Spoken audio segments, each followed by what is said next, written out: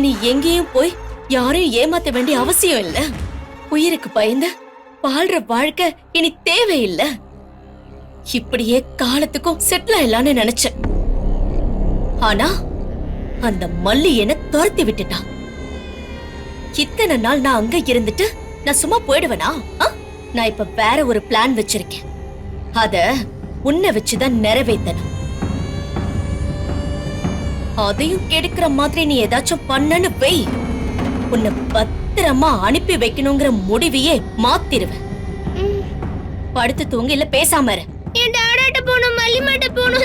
என்ன விடுங்க விடுங்க, என் டாடாட்ட போணும். என்ன விடுங்க விடுங்க. ஒழுங்கா இருக்கணும் சொல்லிட்டேன்.